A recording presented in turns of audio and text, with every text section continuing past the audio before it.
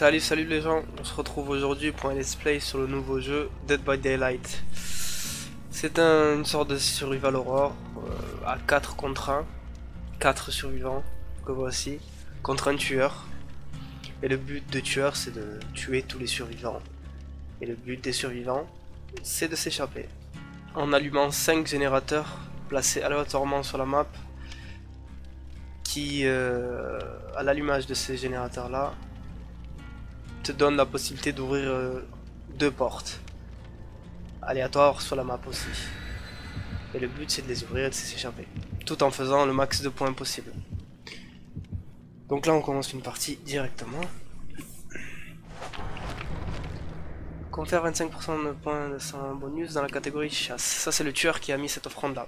Tous les points qu'il va faire dans la catégorie chasse seront boostés de 25%.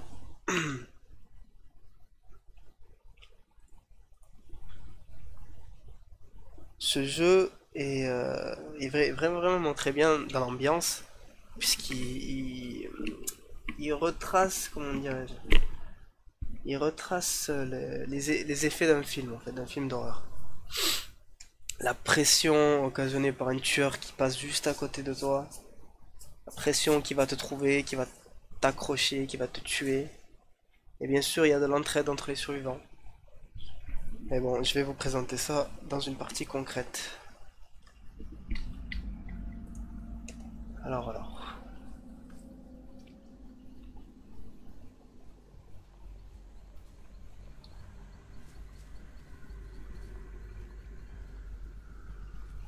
Voilà. Ah, voilà, vous entendez? Ça, c'est le tueur.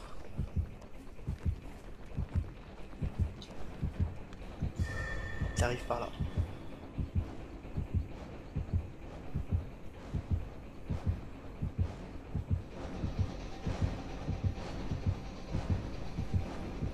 Vous avez vu?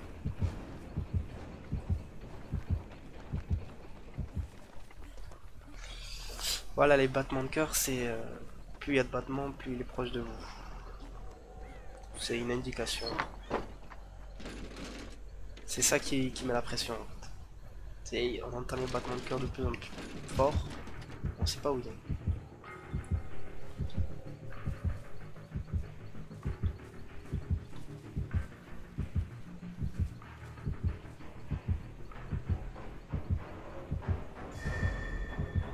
Il est par là.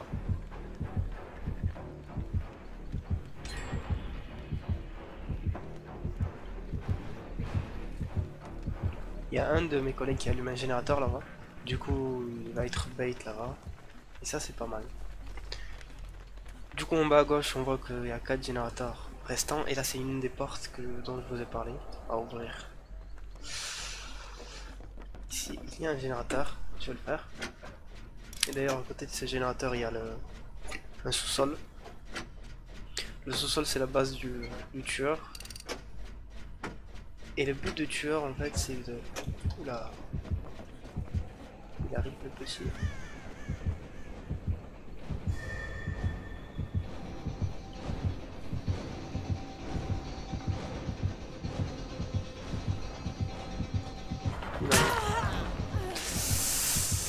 Du coup, voilà, il m'a tapé une fois.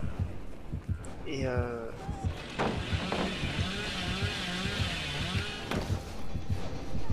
lui, il doit taper 2 fois pour mettre à terre quelqu'un. Et dès que la personne est à terre, il a la possibilité de la prendre sur son épaule et de pouvoir l'accrocher sur un de ces pics que je vais vous montrer. Voilà là. Par exemple, ici. Par exemple, ce pic là, je peux le saboter. Et je pense qu'il y a là une dizaine un peu sur la map des pics. Oh là là. Il est attiré par moi, on dirait. Et du coup, les actions de saboter, d'audace, l'audace c'est s'échapper du tueur, ou alors justement décrocher automatiquement. Il arrive par là. Et bien ça donne des points. Il y a aussi la catégorie objectif. En allumant des générateurs par exemple. Et il y a l'altruisme qui constitue, voilà ce que mon coéquipier vient de me faire là. Il me soigne donc il va avoir des points d'altruisme. L'altruisme se gagne en soignant, en sauvant, en faisant une distraction au tueur. Il y a plusieurs façons de gagner des points. Là j'ai vu quelques points en objectif, comme vous pouvez le voir à gauche. Et bien sûr les actions en coop augmentent les points gagnés. Là j'entends le générateur commencer. Du coup je vais essayer de le finir.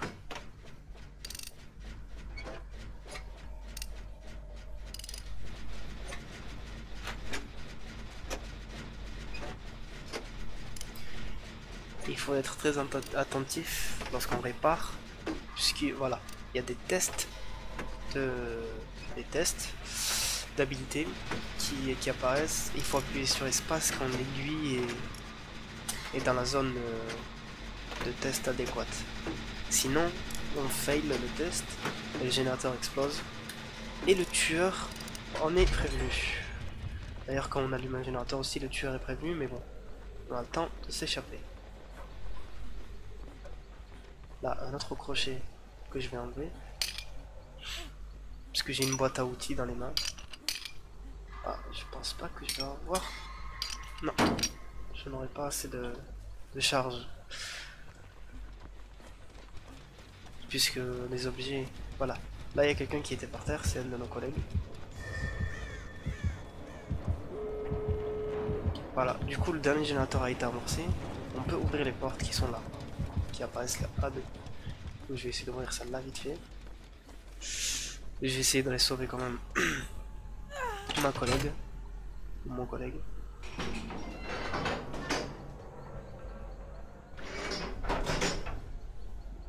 Là, elle est tombée toute seule. Quand on est sur le dos du tueur, il y a bien moyen de se débattre en fait, pour pouvoir tomber. Si jamais il n'arrive pas à un piqué de sacrifice assez vite. On peut se débattre jusqu'à s'en défaire. Et du coup, c'est ce qu'elle a fait, je crois, parce qu'elle n'est pas tombée. Elle n'a pas été accrochée.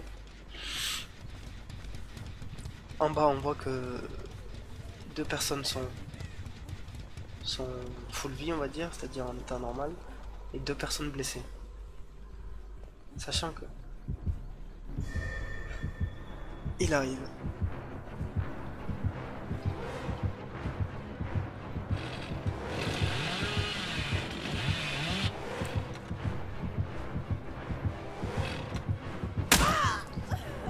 Bon, je vais devoir m'en aller malheureusement.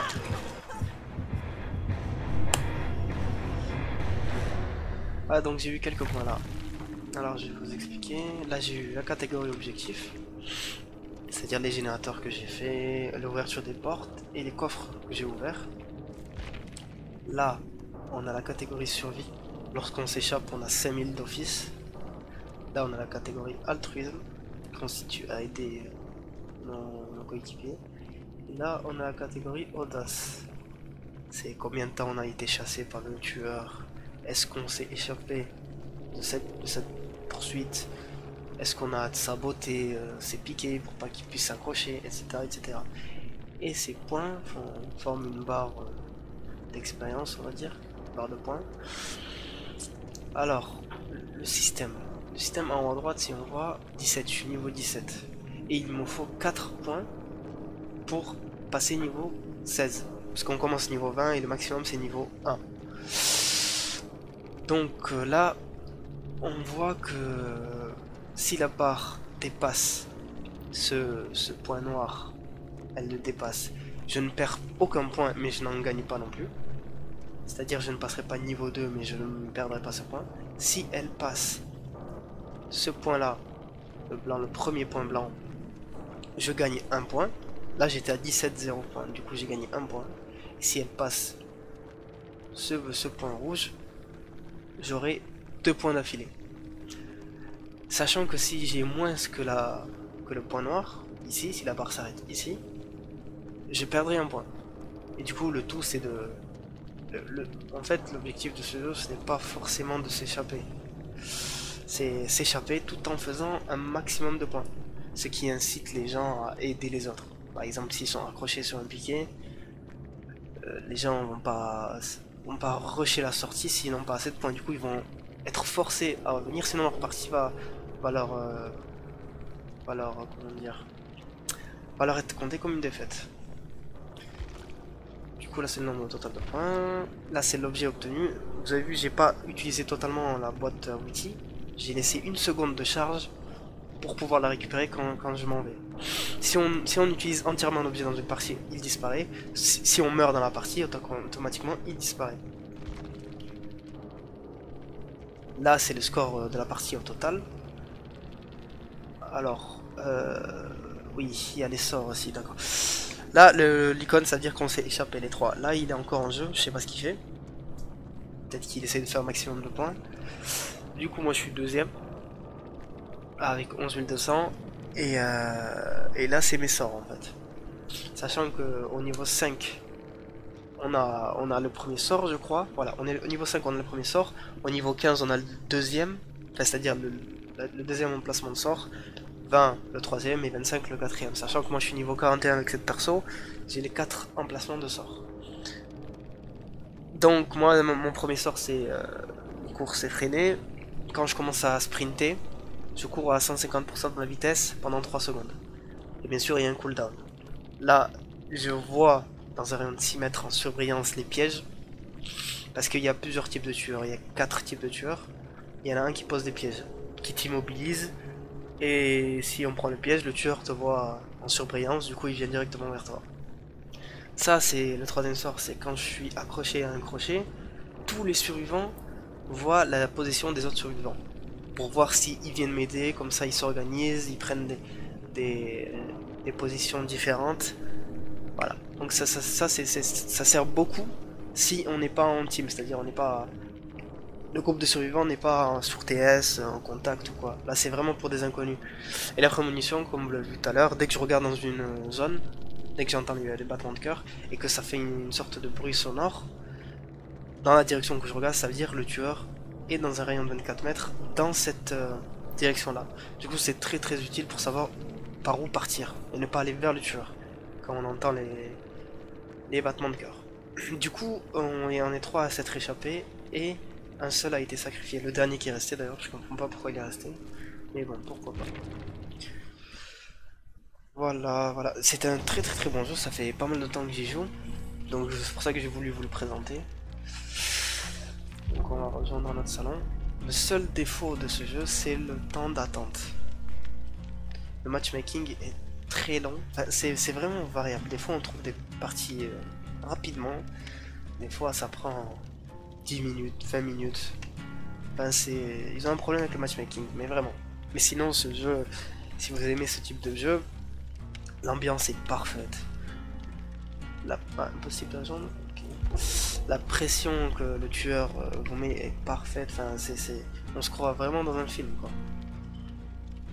Et j'ai passé combien de temps j'ai joué à ce jeu? Ouais.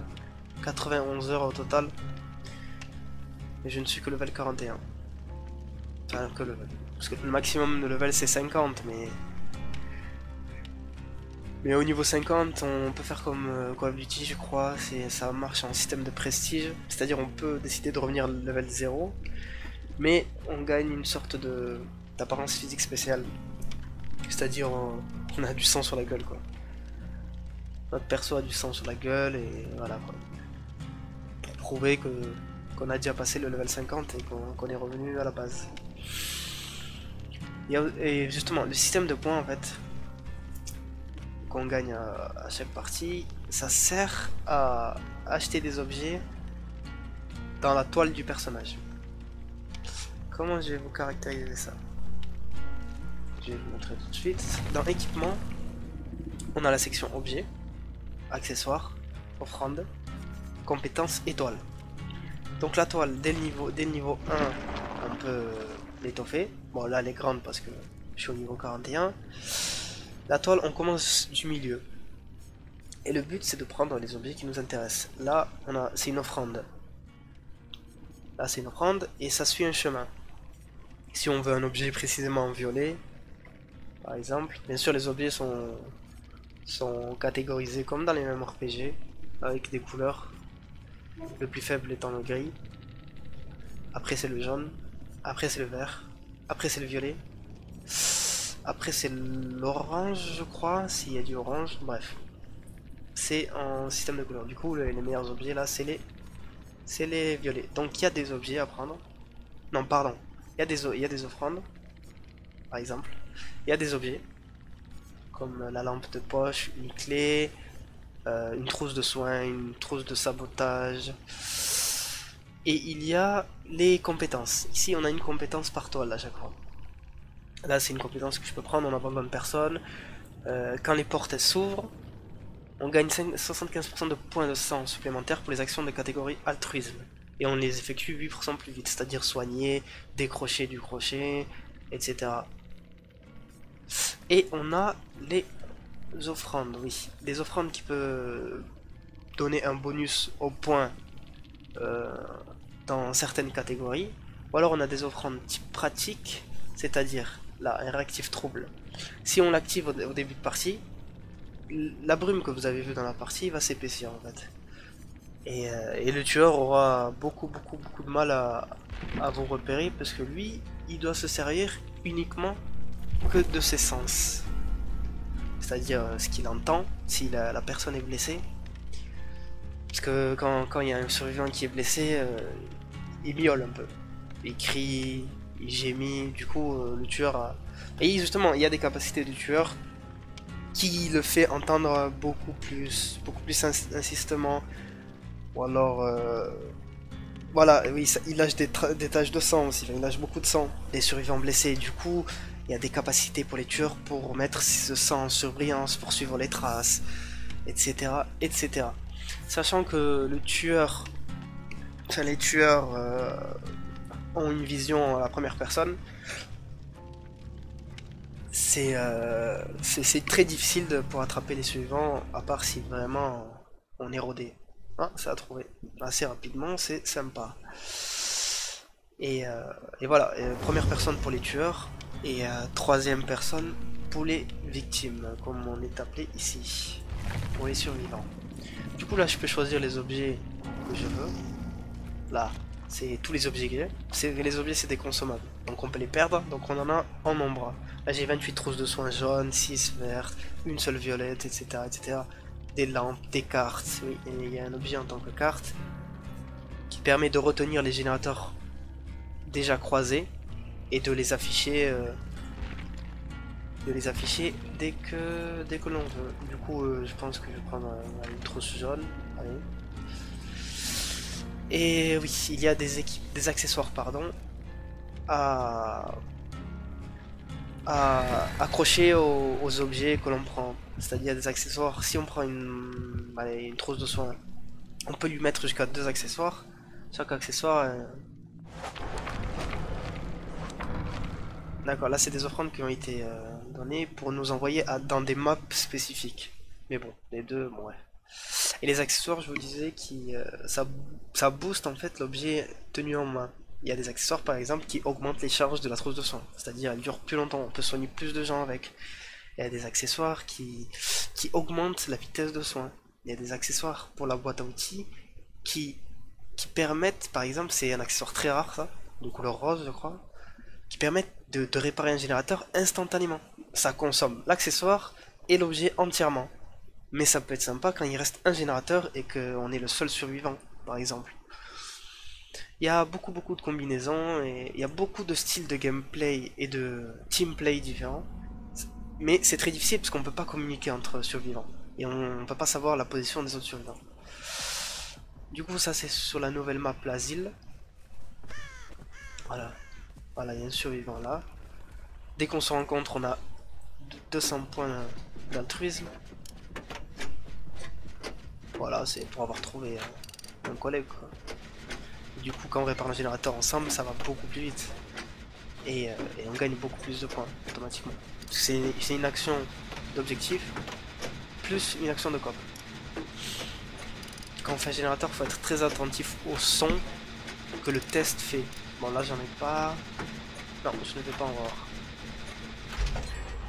Là c'est très dangereux de faire ça, puisque le tueur sait où on est, directement. Du coup il va rush à cet emplacement. Je vous conseille de toujours longer les murs. C'est rare qu'un tueur longe les murs. Lui il coupe la map du milieu jusqu'à sa cible quoi. J'ai l'impression que ce joueur peut me suivre. Hein. Pourquoi pas hein.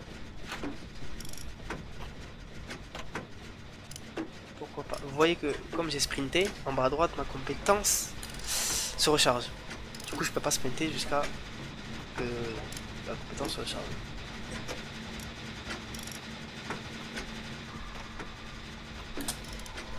Ouais, test d'habilité.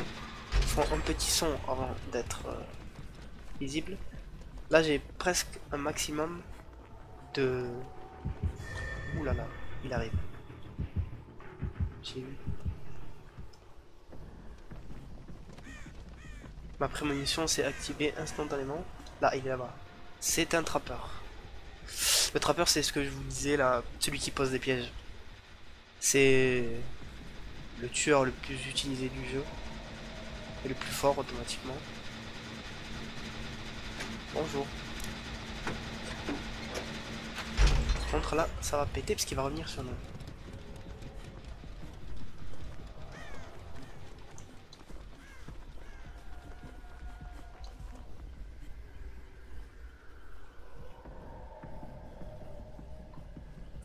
Bon, je vais vous montrer sa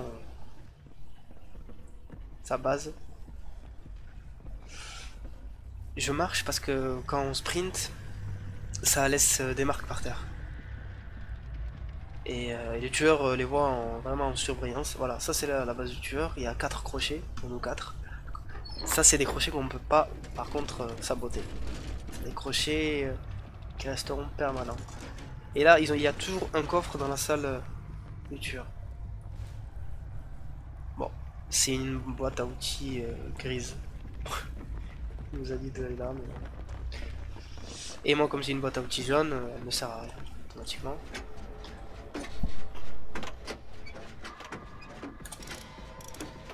Certes, on ne peut pas se parler, ni par écrit, ni par oral, mais il y a des émotes pour faire des gestes, comme oh non.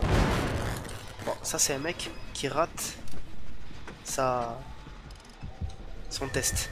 Et du coup, rater son test, ça amène le tueur automatiquement.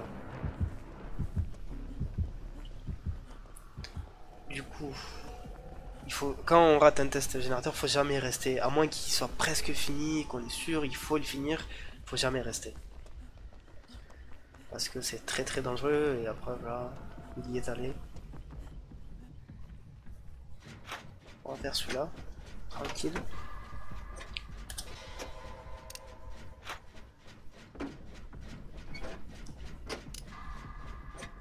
Souvent il n'y a que 4 générateurs à peu près autour des murs, c'est-à-dire en longeant les murs, et un au milieu, pour nous forcer quand même à aller au milieu de la map et confronter le tueur et être en mauvaise posture.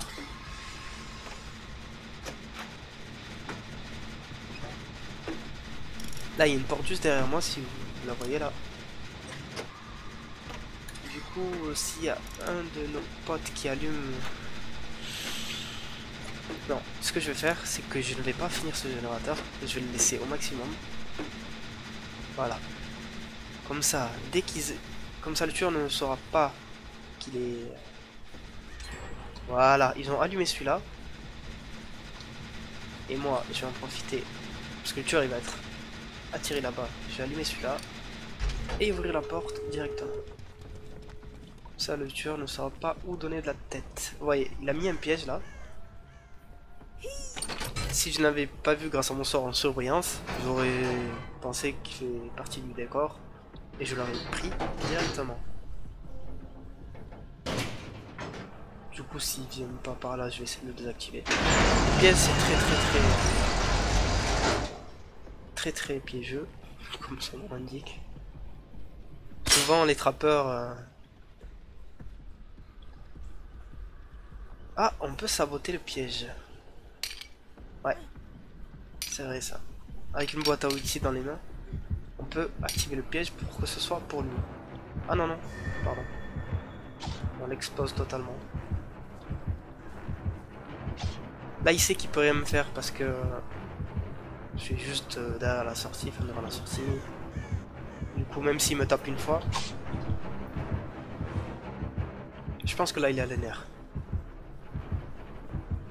Parce que même si on désactive un piège, il y a moyen que lui, il le reprenne et qu'il le réactive. Mais là, je lui ai carrément cassé son piège en fait. Il peut ni le reprendre ni rien du tout. Mais je pense qu'il y a certaines personnes qui ont des compétences pour pouvoir reposer les pièges et les utiliser contre le tueur automatiquement.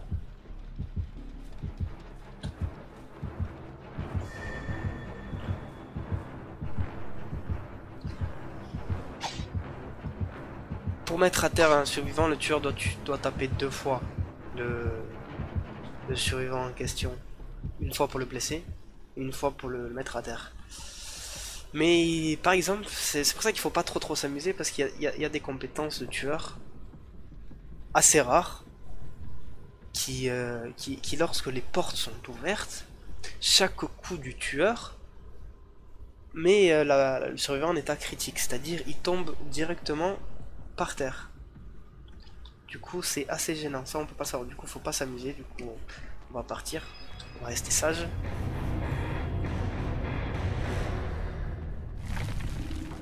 En espérant ayant fait assez de points. Voilà, là vous voyez que j'ai dépassé la barre noire là. Donc j'ai un point supplémentaire. Là les points s'ajoutent à ma cagnotte. Et je repars. Ils me l'ont pas signifié mais je repars avec l'objet normalement, mais c'est pas grave. Là voilà, je suis à 14 000, je suis sorti. Sachant que la sortie donne 5 000 d'office. Là il va partir à 13 000, lui s'il fait pas plus de points, 13 100. Ces deux-là, par contre, seront à 8000, 8000. Du coup, ils auront pas assez, même pas assez pour faire un point. Même pas assez pour garder un point, pardon. Du coup, ils vont perdre un point. S'ils ne font pas, voilà. Ils sont sortis, ils auraient pas dû. Parce qu'ils ont rien fait dans la partie. Ils ont pas allumé le générateur, ils ont fait que tourner. Ils n'ont pas eu assez de points. Du coup, même s'ils se sont échappés, ils ont perdu leur partie. Parce qu'ils perdent un point automatiquement. Le système est assez bien pensé. On va essayer d'en faire une dernière. Ouais. En espérant que le temps d'attente ne soit pas trop long. Du coup, pour les tueurs, il y en a de 4 types. Il y a le trappeur, comme on a vu maintenant. Sa spécialité, c'est de poser des trappes. Les trappes, ils sont disséminés un peu partout sur la map. Du coup, il doit les chercher, les prendre en main et les poser où il veut. Il peut en poser autant qu'il veut, tant qu'il les trouve dans la map. Et vraiment, c'est le tueur que je trouve le plus chiant. Parce qu'il faut à la fois faire attention à lui et à la fois faire attention à ses trappes. Sachant que la plupart des survivants n'ont pas la capacité de repérage de trappes, ils les prennent. Et quand tu prends une trappe, s'il n'y a pas un survivant à côté de toi pour t'aider à t'en défaire, c'est très difficile de s'en défaire et quasiment impossible avant que le tueur vienne attraper la cible.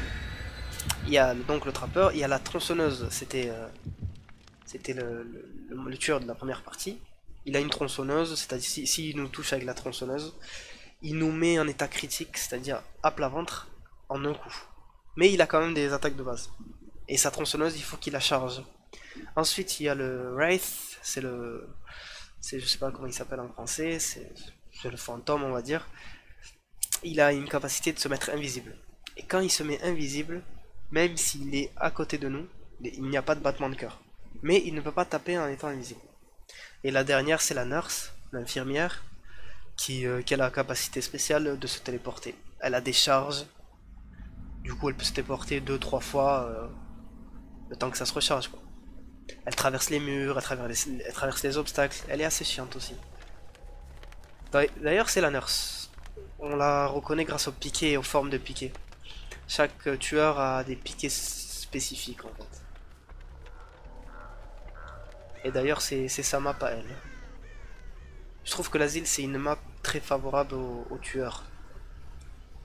Parce qu'il y a une grande zone au milieu à découvert. Et la visibilité, elle est presque parfaite. Là, on est proche de la sortie. Donc, elle arrive sur moi, vous l'avez vu. Je vais essayer de marcher.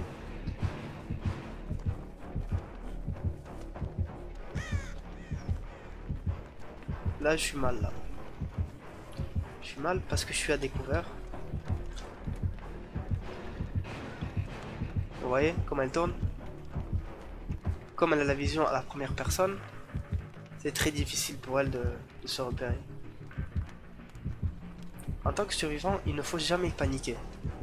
On est presque sûr qu'elle ne nous voit pas. Voilà, vous l'avez vu, elle s'est TP là, elle se re-TP. La, la panique, c'est le bon moyen pour se faire prendre, pour se faire attraper. Là, elle ne sait vraiment pas où je suis passé en fait. Du coup, j'en profite pour partir là. Donc, quand on est sûr et certain qu'elle peut pas nous voir, ça sert à rien de paniquer. Restez à votre place, essayez de calculer votre position par rapport à sa position. Là, il y a un de mes potes qui est tombé par exemple. Elle l'a tapé 2 fois, malheureusement. Je l'enlève un crochet. Oh là là. Bon, on a un générateur de fait. C'est déjà une bonne nouvelle.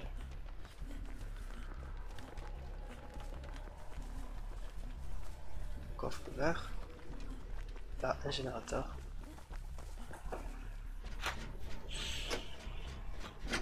Le survivant qui est accroché, nous on le voit là, en surbrillance. Et du coup, moi je ne vois pas les autres. Donc je sais pas s'ils vont les sauver ou alors ils ont abandonné l'affaire. Ah là là. Voilà, c'est. Et elle approche en plus. Du coup, je vais attendre qu'elle passe.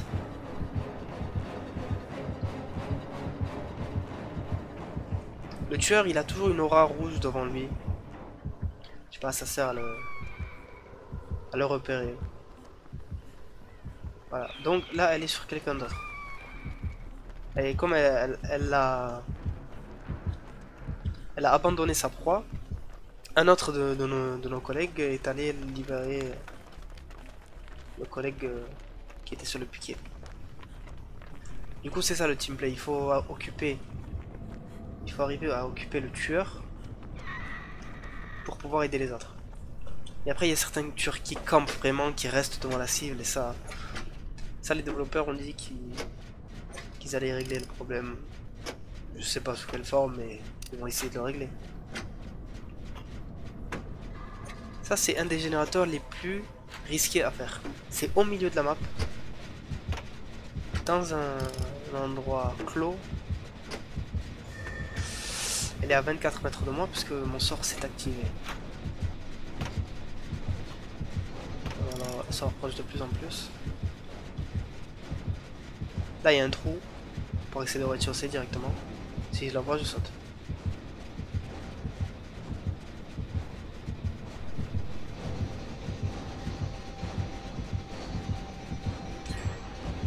Allez, soit bait par ce générateur.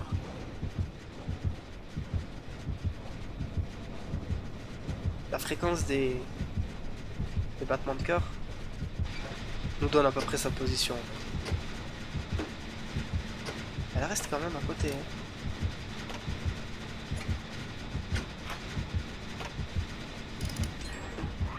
Voilà. Là, il y a des générateurs qui sont en train d'être faits. Du coup, ça va la bait ailleurs. Même pas.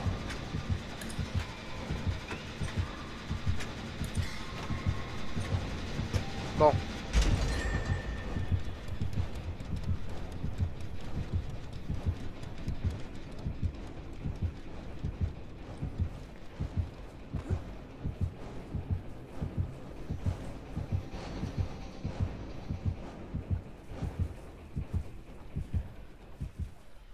J'essaye de pas trop courir. Voilà, elle s'est éloignée, mais j'essaye de pas courir pour ne pas pour ne pas laisser de traces. Oh là là.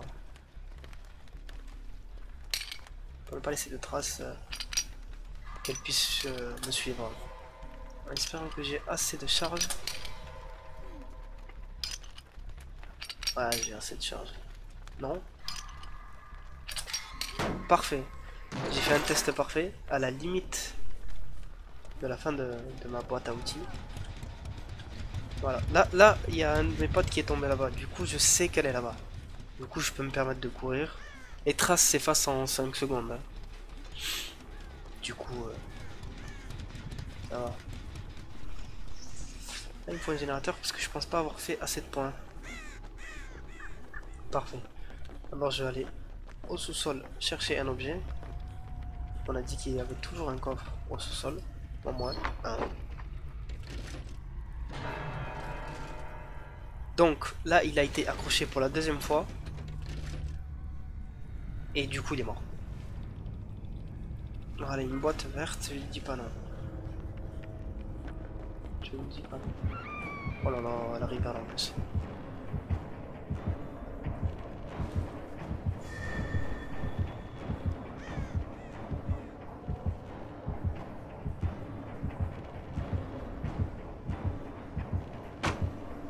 Elle est juste à gauche là.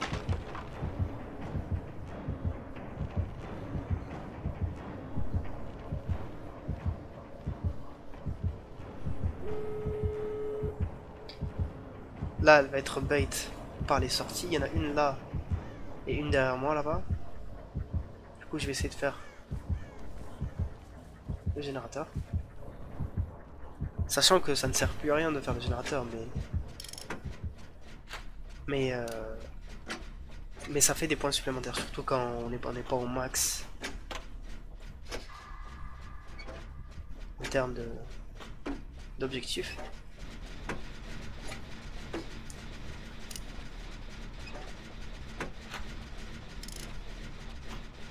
Je ne sais plus ce que je disais en fait. C'est plus du tout. Oui, et je disais oui, quand on se fait accrocher sur un piquet, notre vie tombe en fait. Et si on passe, on peut essayer de se débattre en ayant une chance sur 5 de s'en échapper, bien sûr. Et si on rate, le fait de s'échapper, ça nous enlève un quart, un cinquième de vie peut-être à chaque tentative ratée. Du coup, oui, dès qu'on passe en dessous de la moitié de la vie, on ne peut plus se débattre pour essayer de s'échapper. Et justement, il y a notre vie descend beaucoup plus vite. Et si on arrive à s'échapper, c'est-à-dire qu'un de nos collègues nous sauve en dessous de la moitié de la vie, la prochaine fois que le tueur nous accrochera, ça nous tuera instantanément. Mais si on se décroche avant la moitié de la vie et que le tueur nous raccroche, eh bien on meurt pas instantanément. C'est-à-dire on part à partir de la moitié de la vie. C'est un concept assez chelou, mais non. C'est compréhensible. Du coup là, il y en a un qui s'est échappé, un qui est mort, un qui est blessé. Et moi qui peux sortir, m'échapper. Mais je vais jouer les héros comme d'habitude. Pas gratuitement bien sûr.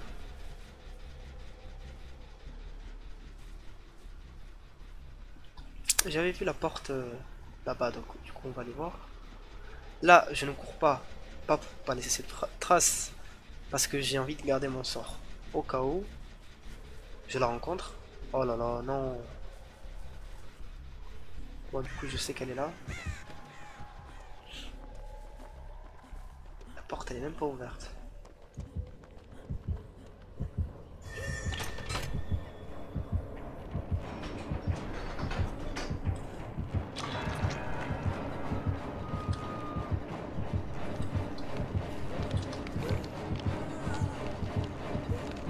Elle est juste là. Est-ce qu'elle va la camper?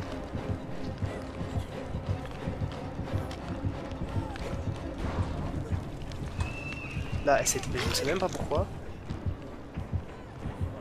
Du coup, je l'ai sauvé, c'est plus mon problème. Je vais rush.